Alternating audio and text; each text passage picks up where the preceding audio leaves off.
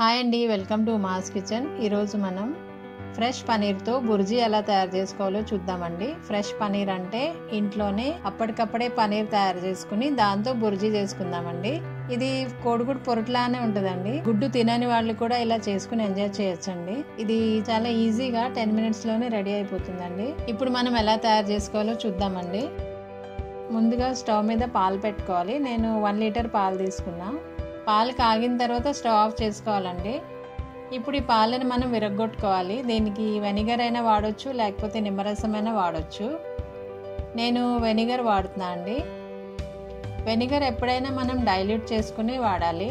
1 cup వాటర్లో 2 table spoon vinegar కలుపుకుని ఇలా పాలు విరిగేంత వరకు కొద్దిగా పోసుకోవాలండి.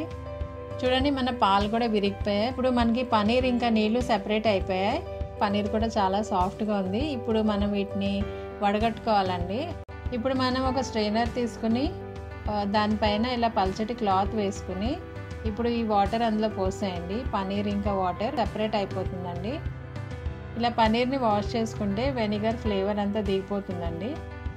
ఈ క్లాత్ని జస్ట్ ఇలా చుట్టేసి పక్కన పెట్టుకోండి. ఈ లోపు మనం దీనికి మసాలా తయారు చేసుకుందాం. ఇప్పుడు స్టవ్ మీద ఒక కడాయి పెట్టుకుని అందులో 2 టేబుల్ స్పూన్ వరకు ఆయిల్ వేసుకోవాలి. ఆయిల్ కొద్దిగా కాగిన తర్వాత 1 స్పూన్ జీలకర్ర వేసుకోవాలి. 2 సన్నగా తరిగిన ఉల్లిపాయలు వేసుకోవాలి. సన్నగా కట్ చేసుకుని ఒక పచ్చిమిర్చి కూడా వేసుకుని ఫ్రై చేసుకోవాలండి. ఉల్లిపాయలు లైట్ గోల్డెన్ బ్రౌన్ అయిన తర్వాత అందులో 1 స్పూన్ అల్లం వెల్లుల్లిపాయ పేస్ట్ వేసుకుని పచ్చివాసన పోయేంత వరకు ఫ్రై చేసుకోవాలి.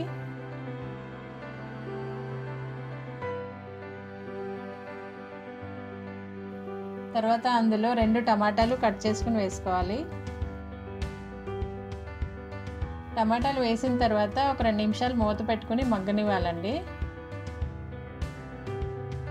చూడండి, టమాటాలు కూడా మగ్గిపోయినాయి. ఇప్పుడు అందులో 1 స్పూన్ ధనియాల పొడి, 1/2 స్పూన్ జీలకర్ర పొడి, 1/2 స్పూన్ పసుపు, 1 స్పూన్ కారం, రుచికి తగినంత ఉప్పు వేసుకుని అంతా ఒకసారి మిక్స్ చేసుకోవాలి.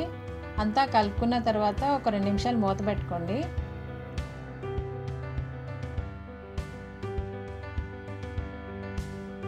ఇప్పుడు ఇందులో మనం కొద్దిగా వాటర్ యాడ్ చేసుకోవాలి. ఇది మనకి గ్రేవీని బట్టి యాడ్ చేసుకోవాలండి. మీకు గ్రేవీ ఎక్కువ కావాలనుకోండి, వాటర్ ఎక్కువ యాడ్ చేసుకోండి.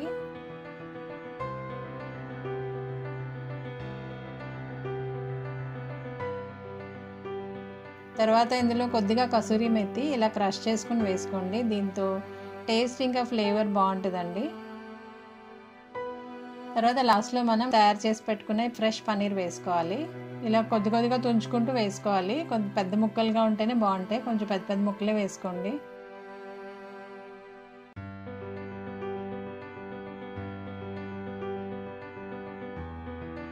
ఇలా అంతా వేసుకున్న తర్వాత మెల్లగా అంతా కలుపుకోండి.